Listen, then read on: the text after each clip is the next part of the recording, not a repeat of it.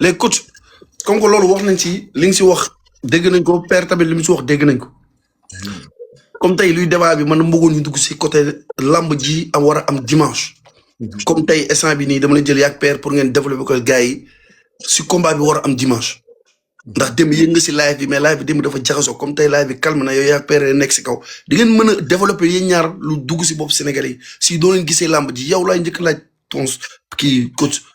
combat dimanche bi nan nga ko gisee si diggante Franc ak Tapha Tine wax nga si waxati si dimanche samedi mooy dernier réglage samedi yow yaay invité d'honneur bi nga ñëw tegal ñu lu leer si kaw table bi est-ce que comprendre man damaa bëgg yow nga décortiquer mo combat bi Tapha Tine lu mu am si combat bi nga wax ñu ko Franc lu mu am si combat bi nga wax ñu ko est-ce que comprendre parce que nit ñi nee nañ Tapha Tine day biir géew day ragal wala dafa neex a jàpp si galaaj sëriñ yi yéegoon nañ fi ay na sëriñ yoo xam ne ay séeréer lu làmb lañ wala yëg nañ fi wax du dégg tey yow lan nga ñu mën a wax si loolu.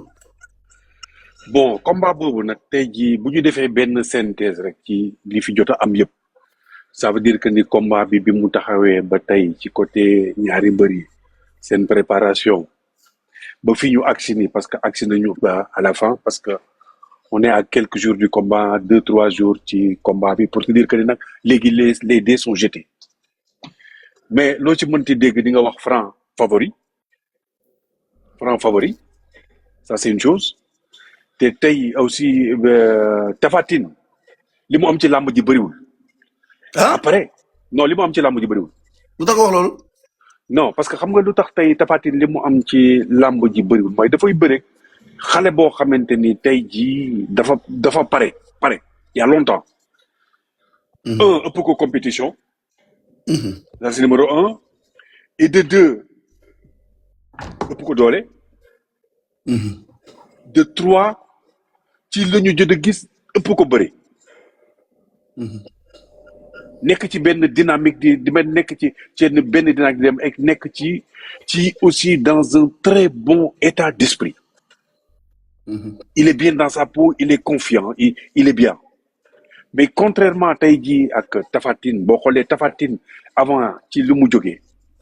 tey ñëw jël combat Franc ce qui veut dire que ni combat bii dafa waroon nekk tey jii le combat de sa vie pour avoir aussi une très bonne préparation. Il a bien commencé en disant mooy que ni tey dama jël ñoo xamante ni c'est 2 techniciens de la lutte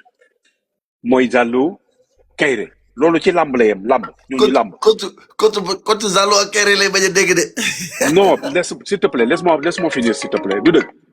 xam nga tey ñooñu ay nit ay mag lañu yoo xamante ni tey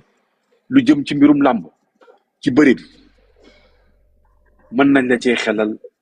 bu baax parce que loolu seen domaine la mais préparation bi en elle-même je suis désolé tey Tapha Tine waroon na wut ay techniciens yoo xamante ni tey ci propre de ce nom pour mën ko encadrer pour xool naka la ñuy def pour que Tapha Tine mën a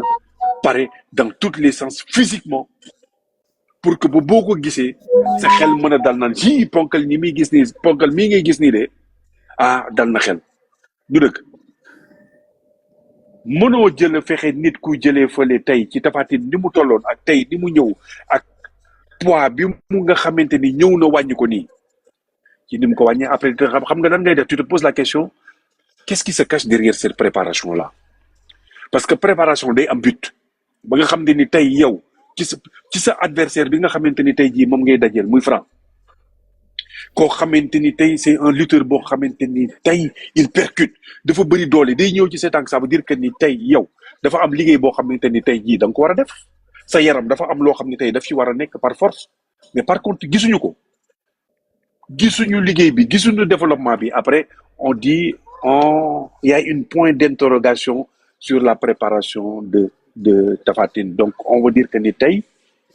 qu'au jour que je parle tey boo xoolee ñaari mbër yi ci état d'esprit ak ci question comportement tu te dis que ni sincèrement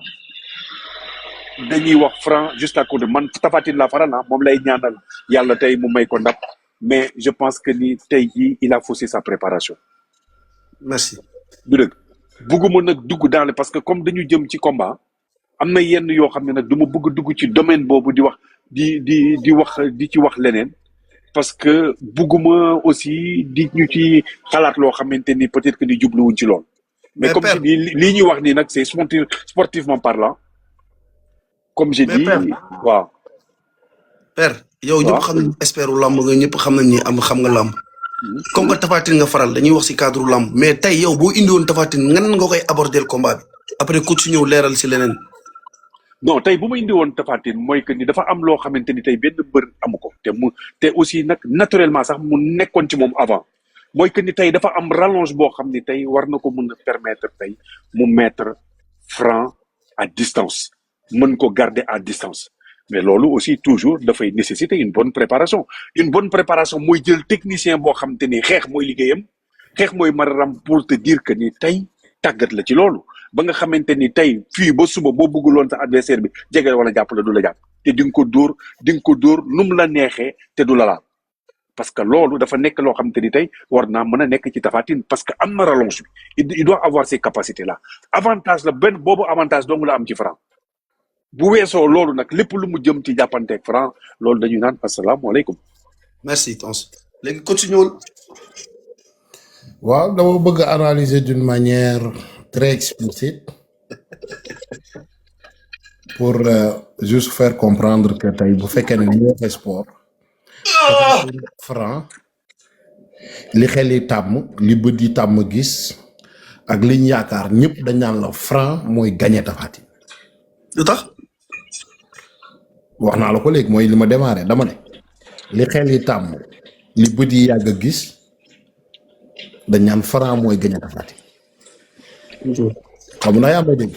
yaa yow rek lay déglu. ma ne bu fekkee ne dañuy analyser li Sénégalais yi tàmm gis seeni bët tàmm koo gis dañ naan Franc mooy gagné Tapha Tine nag bu fekkee ne nag sport day ñëw dafa am lu ñuy wax loi wu sport base bi mooy l'aspect mental et l'aspect physique d'abord li nga xam ne nii moom moo mën a jël mbër mi jox ko le courage mu dem dugg ci biir géew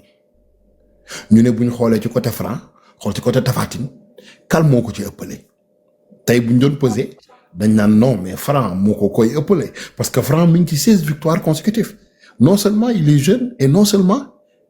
il s'est bien préparé ñu ne la ñu dem gis Tapha Tine ñu ne la hey Tapha Tine il a bien préparé son combat comment ça il a bien préparé man leen non parce que Tapha Tine dernier combat am ak Balla Gaye état physique bi mu yoroon bu demee ba changer ko yor bi ça veut dire qu'il a vraiment travaillé mais est-ce que Tapha Tine a travaillé pour ce combat là y a une différence ndax Tapha dafa wàññi poids comparé lim nekkoon ci Balla Gaye ak lim nekk nii wala dafa wàññi poids pour fi mu toll nii ak ci ki muy jëmal comme adversaire am ta muy Franc donc foofee day am benn ambigu boo xam ne da nga koy poser comme question mooy est-ce que poids bi Tapha Tine yor war na mën a bëre ak Franc ma ne la nga wax waaw wala déet ala kulli alin poids bi moo war a dem waaye ndax Tapha war na mën a am poids bu ko arrangé wul mu ñëw gagné Franc man la si Tapha mën na ñëw ci làmb ji poids bi mu indi baaxut entraînement bi baaxut ba pare mu ñëw daan ko am entraînement ko am coffre ku ko gën a pare ah waaw Mapol xam-xam laa lay tegal nii ah loolu yéeme na de coach loolu yéeme na de. moo tax li ma lay expliquer nii xam-xam la moo tax dama ne la Mapol nekkul ci dara entraîné wul mais mentalu Mapol moo mën mentalu Joosi Kabare wala Joosi ëpp la mental ëpp la entraînement gën laa faree xale mais sa confiance ak sa mental duteloo Joosi moom ca lam man ak ca lam yi xalaat ci mentalam nga ñëw gañe ko dox sa dox moo tax ma ne la oui y a des possibilités Tapha Tine daan Franc xam nga ci ñaata pourcentage laa koy wékk ci 43,27% mën naa ko ciy wékk mais loolu bëri na de. bindal encore 43,27% dinaa ko ci wékk ne Tapha Tine sans état de physique am na 1000 chances pour daan Franc à ce moment là lan moo tax lan moo tax bu ma ñëwee ci aspect rallonge su ma ñëwee ci aspect distance bi mu war a mën a contrôler ak Franc pour xeex ak loxo bi ci kanam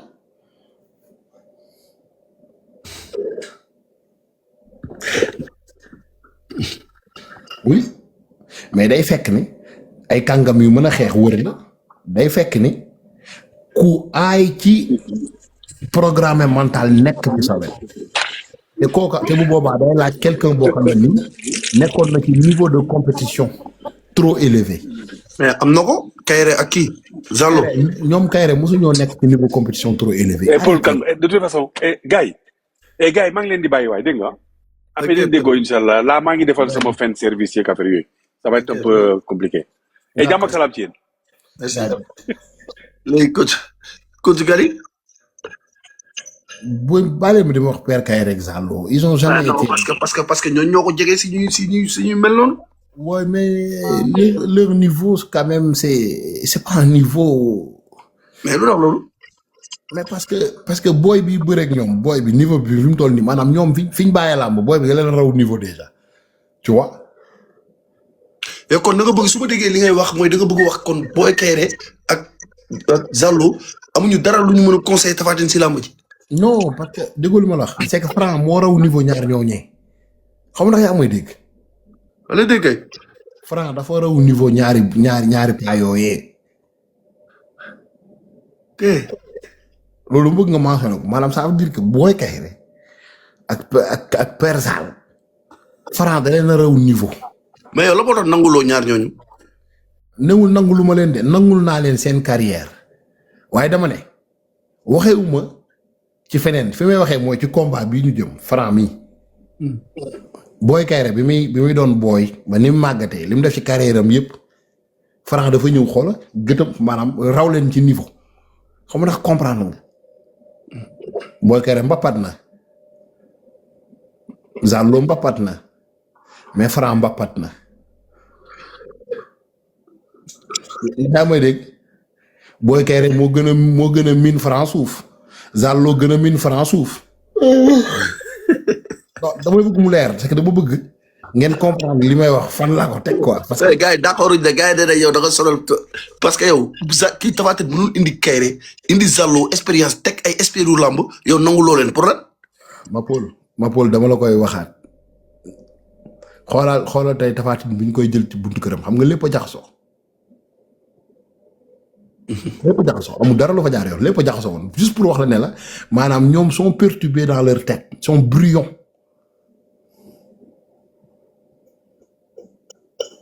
faw ngeen comprendre loolu faw ngeen nangu li may wax dama ne combat bii nii boo jëlee carrière Boy Kayre carrière Zallo Franc da leen raw ci niveau c'est que loolu faw ngeen jël ko maanaam lu faw ngeen nangu ko.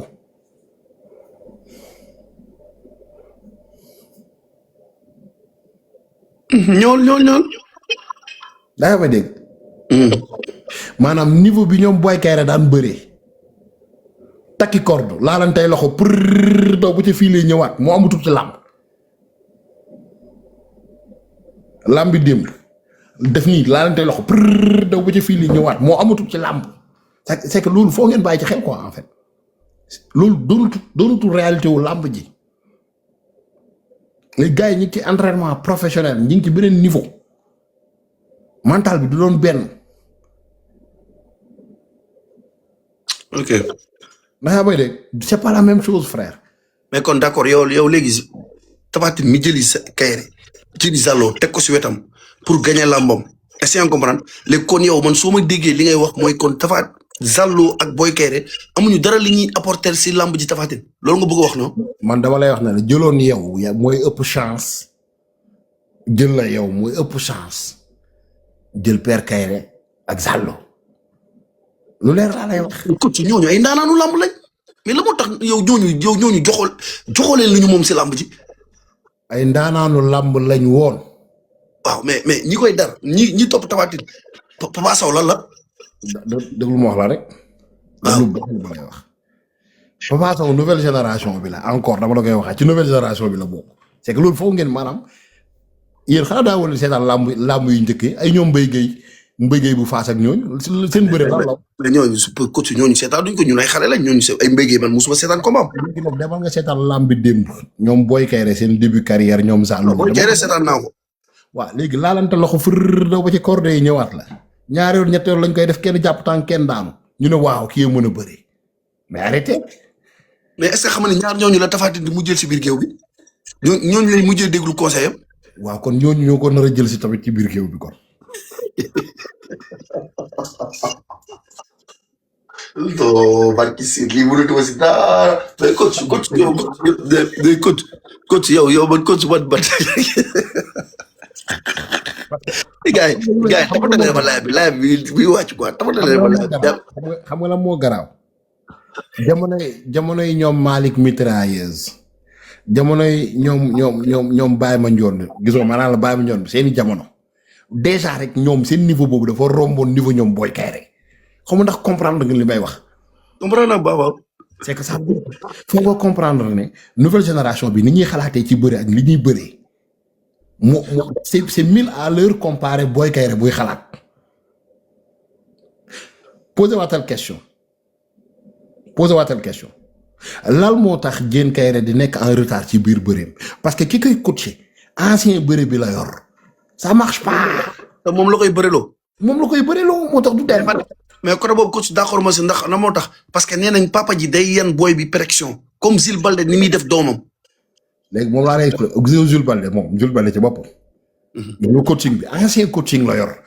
maanaam ça concorde pas du dox ak nouvelle génération bi. ok maa ngi soog d'accord maa ngi soog comprendre. xam nga lu tax père Birahim Ndiaye aay. lan moo tax. na ko yàlla yërëm dafa gaañu non. waaw du la coacher bu lay coacher du la coacher école këram la lay coacher da ngay ñëw toog ak sa baay ngeen waxtaan. paa boobu man ko nangul ba ëmb seen jëli tànk Modou Lo mu ni du ko daan. xanaa déggoo li ma la wax bu lay coacher day toog ak yow këram waxtaan ak yow benn kuy waxtaan ak doomam c'est une différence te paa boobu dafa mënoon a accepter maanaam bokk ak nouvelle génération bi comme ñoom Anaconda bokk ak ñoom même mindset même vibe mais ñii dañuy ñëw taxaw ne. ñoo la njëkk ci làmb liñ def ci làmb doo ko def ci làmb déjà bloqué nañ seen xel seen cerveau te jàppal ne Tapha Tine ñu ko jàngal bëri noonu lañ mel moo tax Tapha Tine bloqué wu ci bëri c'est que tuwaay li may wax ni du ay caaxaan danañ ma yéex a comprendre nag. damay ragal Zallo ak Boy Kaïré buñ génnee si combat bi dinañ génn tontu la loolu moom jàpp si xel sax xalaata sa tontu parce que ñoom ñu ngi seetaan live. man li may wax nii moom laa lay waxat xam nga amoon nañ fi père Rock Mbalax bu ne woon 1000 technique. bëri yaa ko nag mais ana kooku. bi waxee 1000 yi ba tey mi ngi wër 1000 yi pour mu matagul pour wax la rek.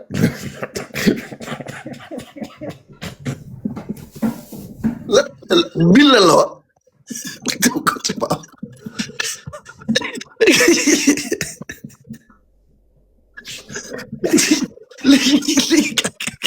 léegi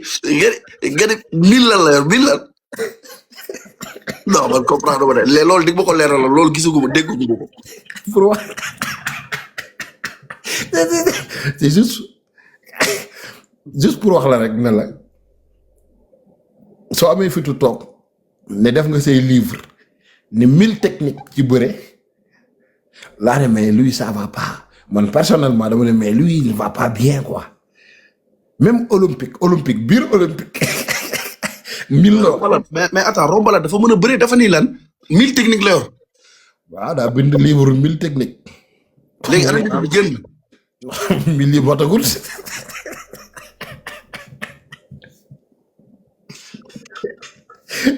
moo tax ma lay wax ne la foog. doo ma dugal de man. non ma Paul. moo tax non du question wu amoo leen respect ci anciens yi mais anciens yi ñoo amul respect ci nouvelle génération bi. c'est que commentaire yi bàyyi leen waaye waxal li ngay wax ñu dañuy mbalak di kaf di ree di laa bëgg nga ñëw waxee parce que Mansour Ba génn na wax nee na gars yi bu ñuy def dara duñ leen woo mi ngi jël làmbam def si xaalis bu bëri signature am ñu annulé dañ ko woo wax na ko annulé nañ ko kii bi te loolu du yoon te loolu bëgg naa nga développé si comme que yow porteur de voix nga boo waxee ñi ñuy déglu la. man ak père Mamadou Ali foofu duñ bokk maag moom perception xam nga lan moo. ñëwal. côté boobu noonu xam nga peut-être que ni waaw xam nga. père xaaral Bakary ñëw après nga ñëw père xaaral waaw. dans un pays bu ñuy wax démocratie pays de liberté on appelle le principe juridique au rôle du système judiciaire bi di ñuy xamal ne carrément loisir ak sport dafa am lu leen permettre mu exister te ay jeunes ñoo koy def ci société. Donc le rôle du système judiciaire doit établir la loi auquel chaque membre de la société devra se conformer, créer un système de contravention pour les contrevenants et faire appliquer les dites lois. Maintenant tey bu ñëwee ci application des dites lois base bi dañoo am des hommes de tenue comme policiers, gendarmes, militaires et consorts. Foofee li ñuy gën a mentionné mooy le modèle national d'emploi de la force bi war a mën a tax délit du am crime du am mais bu ñu ñëwee ci dimension wu modèle national d'emploi de la force monsieur Ali Ndiaye, vous devrez comprendre bel et bien que ni la responsabilité de la sécurité nationale est basée sur protéger les personnes, les biens et les informations. Ça, c'est le travail d'un policier qu'on paye chaque mois, et d'un gendarme qu'on paye, ou bien quiconque est autorisé par la loi, bi nga xam ne ni tey moom moo war a gérer kaaraangay doomu aadama yi. Donc loolu mooy base bu njëkk bi. Donc ça n'a rien à voir avec des sportifs de haut niveau. ñu def ba sport ñu ne sport de combat, on connaît l'adrénaline, on connaît beneen situation bi lépp lu war a mën a ñëw. te ñoom ñoo war a mën a càmbar li nga xam ne nii mooy làmb ji kon ça n'a rien à voir avec les lutteurs. Maintenant promoteur boo xam ne dafa am journée ñëw fay la nga ne ko d'accord mu lijjanti ay sponsor am teg lijjanti ay date journée bi face à face am teg nga xëy na ko dindi nañ ko ndax lal gouverneur dama woo parce que gouverneur bi moom ci jëmmi boppam il a passé à côté nag moom mooy il a eu un comportement qui n'était pas très professionnel. Mooy quand on veut remettre l'ordre et la loi, on ne peut pas passer par l'intimidation. Force. Tey soo bëggee jàngale ci yow lay njëkkee munoo ñëw di xoqatal wala ngay foqati di forcer mais na ku nekk sa biir kër xëy tëj kër gi bu kenn génn kër gi non ça marche pas comme ça. Na jiitu ci ñoom en première mooy organiser réunion mën nañ ko def appel waxtaan ak promoteur bi waxtaan ak. carrément ne leen ay guys violence bi mi ngi ëpp doole ah lii du yoon ah après gars yi ne lan ok ñu ne ko face à face war naa am ñu ne ko face à face mu ne ko face à face 8 kilos avant ngay fermer 8 kilos ngay njëkkee de base on peut pas juste venir fermer pour rien du tout da nga naan face à face bi boo doon am 100 personnes du ngeen weesu 30 personnes. 8 kilos parce que lamb ji violence bi nangam yebal say policier ne leen entourage bi li wër foofu 1 kilomètre bu fa kenn traîner noonu lay doxee léegi su ma ñëwee ci partie bi muy wax former des jeunes pour ñu doon des agents de sécurité on en a des jeunes qui sont prêts pour devenir des agents de sécurité waaye ndax policiers yu joxul gëdd seeni doomi dëkk ndax buñ doonee agent de sécurité dañu leen respecter parce que la police ne respecte pas ces civils-là. La gendarmerie ne respecte pas ces civils-là. Et non seulement, xawma ñàkk jàng la, xawma analphabète la, mais j'arrive pas à comprendre quand on parle de charte droit liberté. Tu parles avec une personne. Ñu ne la première approche d'un agent de la paix moom mooy le tact, courtoisie, l'anticipation des besoins et le dépassement des attentes. Ça veut dire quoi? Ki nga xam ne moo nekk ci quartier bi doon civil moom bu jàqee police la war a dem xooli ñu dalal ko defal ko xool problème am régler problème am de base. d'accord mais coach bala ngaa xuusaat di dem man fi nga jugee fa laa bëgg waxaat la si lenn pour nga parce que tey jii nii Mansour Ba bu demee ba génn ñu jox ko micro te Mansour Ba gis nga nu mu yaroo il est trop poli dafa yaru ba pare dafa mën communication li ko metti wax na ko nee na buñ demee bay annuler suñu face à face war nañu mën a woo xalaat xaalis bi ñu def si face à face boobu. ndax fay nañ ay semis fay nañ li ko war a loué fi ñu koy defee fay nañ ko léegi ñu koy arrêté jékki-jékki woo ko ne ko en face à face bi du am ndax làmb ji dafa am violence booy yi signature lii signature la léegi la loolu du yoon 1 2 Tapha Tine 20 ans de carrière bu demee bay maytu si làmb si ay mystique ay face à face na xoolaat xelam mu defaraat entourage am te muy mëri di respecter dernière face à face yu ñuy def parce que promoteur bi il débloque des millions pour fay leen loolu laa am lu may continuer nga continuer. man damay wax rek ne suñ borom nag xam nga des fois nit yor yi pexeem man pour man je vois que juste l'état Même Birasène ne respecte pas le monde de la lutte. Moi, je vois ça de base. Benen point bi may wax moy suñ borom da leena nattu violence lañ doon wax ñu xey am ko dé université. Tu vois? Ça, juste pour vous faire comprendre que des fois, tu penses que tu as le contrôle, mais au contraire, tu n'as pas le contrôle. Ces jeunes-là, yaay tabatale laa bi ces jeunes-là, li nekk ci seen xel ak liñ bëgg a def, surtout les jeunes yi nga xam ne ni dañuy nekk sur substance illicite yi nga xam ne mooy comme drogue, source yooyu noonu. Eh, ce gars-là, il y a des idées dans sa tête, des idées sombres, des idées noires. Si le gars a envie d'agresser quelqu'un, il va l'agresser. Mais lu tax ñu war a wax ne mbër mi la pour quelle raison fan. Père Ali ñëwal xam naa ne yaay bëgg a jël. Père Ali ñëwal da ngaa tëj micro bi Père Ali da ngaa tëj micro bi parce que da ngay développer coach mu waroon développer ñëwul après. Père Ali micro gars ay Paul non Paul génnal ci li nga nekk waaye Paul toi aussi bàyyi saboter Paul tu vois Bakary Sakho xam nga tey li nga fi wax nii man boo ma dégloo ma wax li ma développé ça veut dire que ni da nga wax ji en fait parce que man fi ma la jëlelee wax ji tegal la ko foofu ça veut dire que ni dafa am lenn loo xamante ni tey mbirum état la te état même état booy def dara waroo jóg rek def da nga war a waxtaan ak nit ñi acteurs yi pour que ni mën a trouver une solution xam nga loolu laa la wax xam nga dama ne la tey dafa am loo xamante ni dafa am tey li nga xamante ni tey dama ne ko dafa am te Birasène def ko mooy Birasène dafa am relation ak l'autorité l'autorité bi nga xamante ni relation boobu la am ak tey Birasène woo Birasène damay tëj làmb ji donc non bu ngeen def ni damay tëj làmb beneen coow beneen problème am Birasène léegi damay tëj làmb Birasène ne ko may ma dinaa ñëw ñu waxtaan su ko defee on va trouver une solution su ko defee ni indaale promoteurs yi ñu indi une solution du dëgg pour l'instant pour calmer nag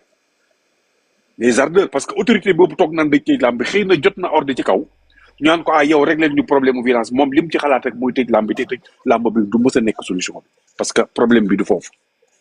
mais tey il faut que ñoom ñu xam leen mooy li ñuy wax ni Bakary Sakho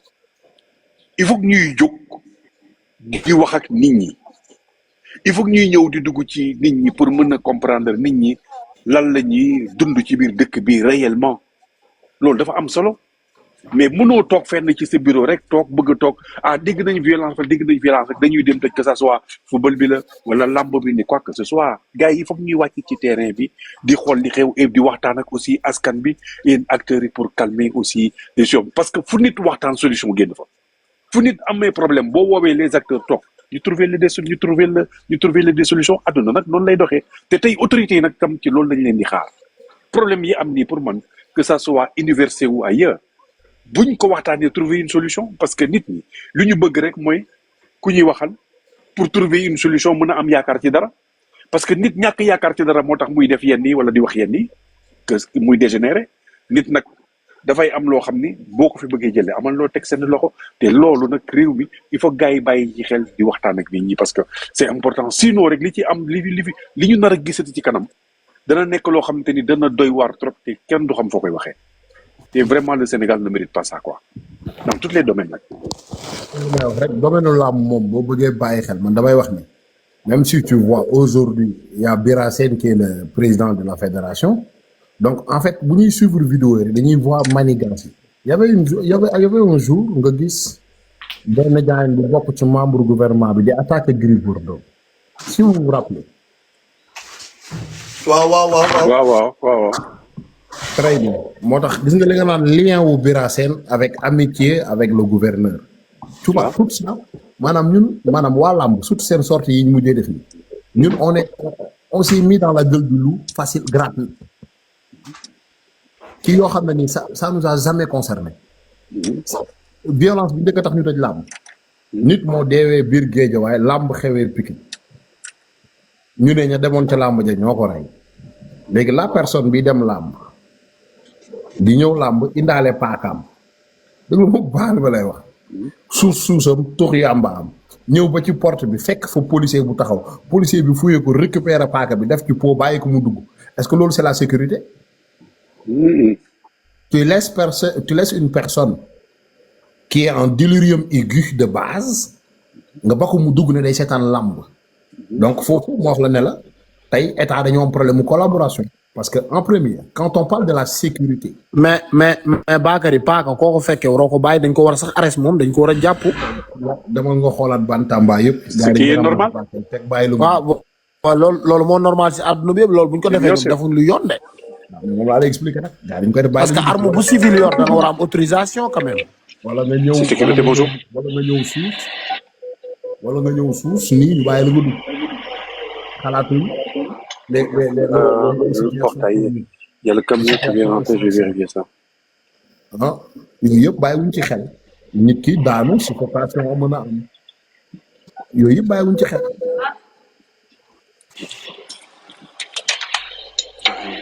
donc pour wax la rek ne la pour man la sécurité vraiment d'accord civil mën na gérer sécurité d'accord mais kiñ fay mën na gérer sécurité. yow yaa waat nga gérer kaaraange bi yaa war a mën a am approche bi ak policiers yi gendarme yi di waxtaan ak ñoom ñëw di waxtaan ak say jeunes koñ nga leen di tegaat ci yoon la loi établir la loi et l'ordre loolu lañ koy woowee tout simplement. en plus boo nekkee ci dëkk boo xam ne ni la plupart jànguñu su waa ji yow yaa leen war a mën a jàngal yaa leen mën a xamal mais sans violence c'est ça.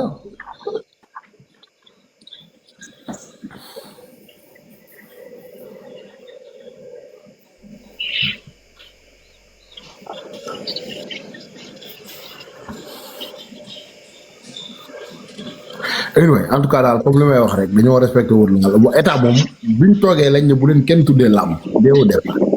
c'est tout man pour man loolu c'était mbasa déjà loolu moom c'était juste mbasa déjà donc pour bon peut-être au départ c'était juste une façon de parler mais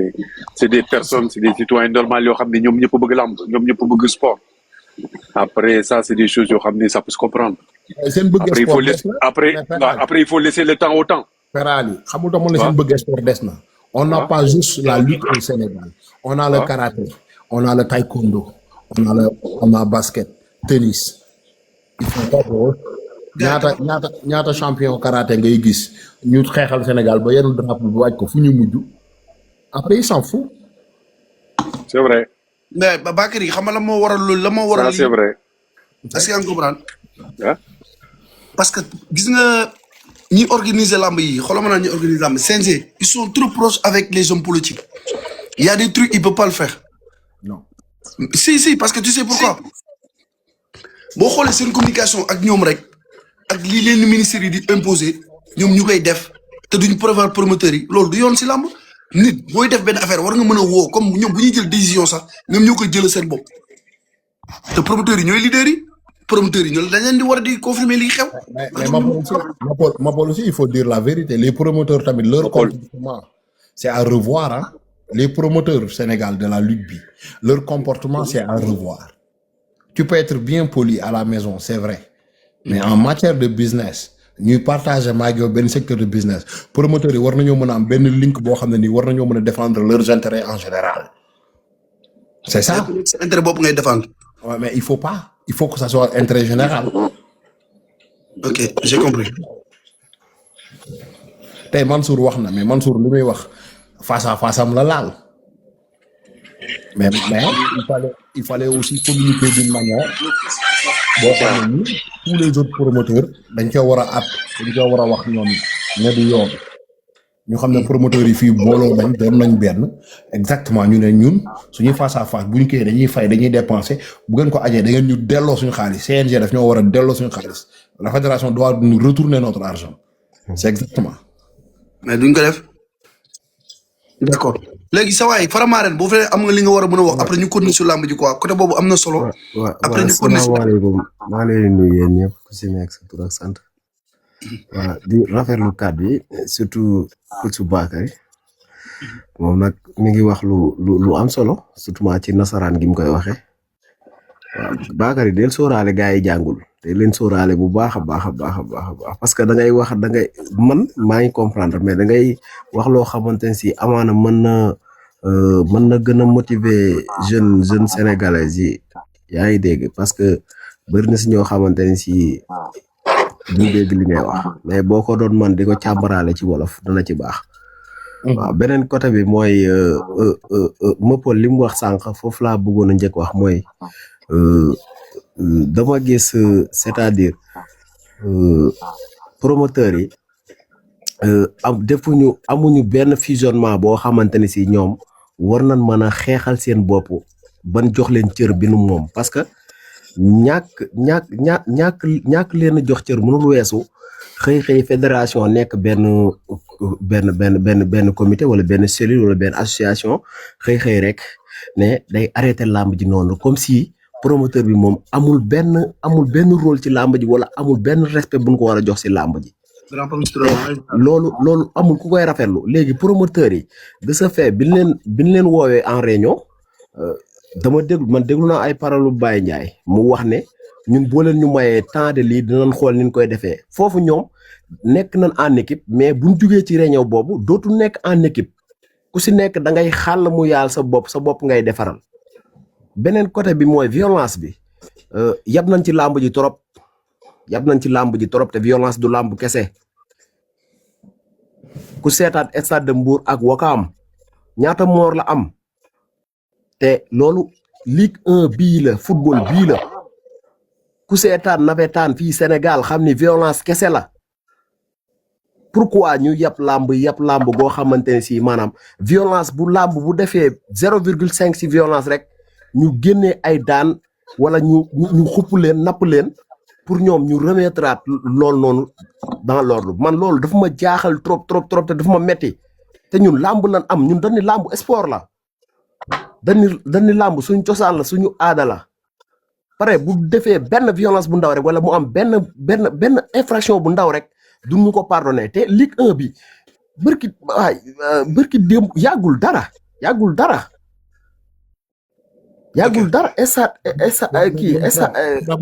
Faramare. oui man damay wax ne ça ne veut pas dire qu'il y a déjà eu de la violence dans le passé.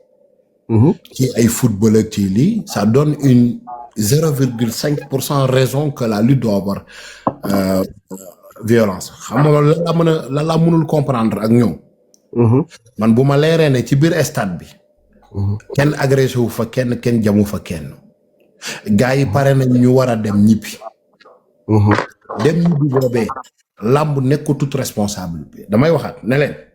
dans le domaine de la sécurité. muy police urbaine yi nga xam ne ñooy gérer sécurité bi. carrément wala gendarmerie. dañoo war a xam lan la ñuy wax les 5 points essentiels pour garder li ñuy wax kaaraange aw dëkk. muy le point de départ. sur l'itinéraire, le point d'arrivée, le dernier kilomètre, à l'intérieur de l'enceinte, la fin et la dispersion. Bu fekkee ne ñoom mënuñoo comprendre ne loolu la ñu war a mën a tegee seeni agent mu am des agents de patrouille am agent yoo xam ne nii dañuy def ay ronde poinçon ñoo xam ne ñii lii mooy seen liggéey maa ngi jégalu c'est sûr et certain que bu làmb tasee bu nit ñi ñibbi seeni koñ c'est normal booy yi nga xam ne ni seen liggéey simol la danañu simol. si parce que bu ñii di màggal ñi ngi raas déem léegi nag ña nga xamante si ñay raas déem foofu la sécurité bi war a liggéeyam dafa war a yomb ci côté boobu mu xool les malfaiteurs yi nga xam war na leen a mën a jàpp ñu jàpp leen yóbbu leen sécurité bi foofu lañ koy xaar parce que moom pour man damaa jàpp ni dañu làmb dafa am violence dafa am ay simol dafa am ay malfaiteurs ay agresseurs léegi ñoom ñi ngi def ay patrouille de matin 24 heures H24 ñoom ñu ngi def ay patrouille pour xool defkatu ñaawteef yi pour xool tuxkatu yàmbaay pour xool ñi nga xam dañuy suus comme ni nga koy waxee ak ñeneen ñoo xamante ne ils sont mal intentionnés léegi ñoom kay làmb da leen ko yombalal parce que ñoom nee na làmb léegi booyee dañuy def loolu léegi ñoom nan jàpp ñoo ñu yóbbu fan leen war a yóbbu. mais tamit dama lay joxaat beneen point boo xam ne dama koy nangul le gouvernement mooy la plupart de ces lutteurs là yi nga gis nii mbër yi nga gis nii xaaj bi yëpp booy defkat yëpp xam nañ leen ñoom ñoo la gën a xam booy def ak ñu dul def ñoom seen jëmmi bopp ñoom xam nañ ko. léegi que ça soit dañuy nekk nit ñoom seen jëmmi bopp xam làmb fu mu leen war a yóbbu xam seen carrière fu mu war a dem wala ñu mën a toog wax ak waa ji nga xam ne mooy defkat ñu ne ko booy bu ma indil problème. parce que nag fans club boo ko déggee dafa am rôle éducation bu fa war a mën a nekk lan mooy fan sa club lan mooy écurie lan mooy école de lutte dafa am ay base fondement yoo xam ne nii mooy mën a tax waa koñ ba maire yaak paa yëpp dugg ci xam ne lii sport la kaf fooree naataangeel koñ loolu kese la mais bu fekkee da nga xam ay defkat boo takkee jug defkat yi takk jug topp sa ginnaaw ko wax ñu saaga ndaayam mais yow xam nga ne yow fi nga jëm avant nga yegg lu ne mun na faa xew kon benn parti c'est l'acteur principal ñooñu la c'est les lutteurs. waa coach léegi ana rôle sécurité kon ana rôle sécurité bi war a jàpp les malfaiteurs def leen teg leen ay daan wala yóbbu leen fan leen war a yóbbu ana rôle boobu. léegi du rôle boobu dama lay ñëwaatal ne la bu ñu demee ci loi sànq dama ne la principe juridique bi moom mooy def en sorte que ne képp kuy yeewoo biir Sénégal muy rôle système judiciaire da nga war a dox ci li loi laajte soo ko defut ay amende mën na la cee fekk wala ay daan ma ne la gis naa la nga taxaw ci wetu xale bu jigéen bi ça ne va pas dire que danaa ko agressé kon policier boobu mënu taxaw foofu rek ne nii ndax gars yi dañuy tax di dem mais man mi nga xam ne maay mbër mi takk naa jug sama koñ xam naa leen man mii bu mu dëkkee Grand Yoff xam naa ko fay bandi di dafu ma di yow boo dëkkee Pikine xam nga ku fay bandi ku fay defkat xam nga kañ lay jug man dana ma jaral personnellement ma woo waa ji na ko jàmbaar dañuy fo dañuy kaf dañuy foo laa la wax mbër ngir yàlla rek sama waay nga ñaan naa la làmb ji moom bu mu baal mu sedd dama la koy wax maanaam dëgg bi foo yokk mbër yi xam nga keroog gis naa leen ñuy seytaane lu gën di def ay kii waaw jël lépp dóor ko ci booy te fekk na ñoom ñoo la gën a xam booy bu dul dóor xam nañ ko. Bakary calme-toi s'il te plaît Bakary xam nga yow wax ji en fait xam nga mooy ñu ngi dellu si waat ci li ma doon waxaat léegi nii pourquoi ma ni tey nit ñi mbër yi boo collaboré ak ñoom xam tey jii problème ba ñu mën a régler ci quartier bi sax police mën ko régler du dëgg. pourquoi parce que nit boo dëkkee ci gox képp ku fay def lu bon wala ñaawteew xam nga boo ko bëggee xam suba di nga ko xam. xam nga tey. donc tey du l'intérêt nag de collaborer que xam nga tey am na loo xamante ni yow mbër mi li nga mën a régler police mënu ko régler xam nga peut-être police nekk fi mais yow bu la leeree ni man xam naa la man la bis bu ma la gisatee wala ma dégg nii lii am na fi di nga xam gars yi cocc la ñuy def jàmm ak salaam la ñuy am loolu bokk na ci li nga xam ne day indi jàmm ci gox. loolu dafa musul jóg Sénégal mais tey nag il faut nga xam dafa am beneen problème bu am dañu ne làmb rek mais en ce moment Dakar ci boppam Sénégal moo am problème mu sécurité déjà ça c'est numéro 1 xam nga tey man je suis très bien placé pour le dire pourquoi parce que man du ma gëj Dakar tout le temps maa ngi fa mais par contre da ngay gis nit ñi dañuy tiit tout le temps booy génn sax li ñu ko wax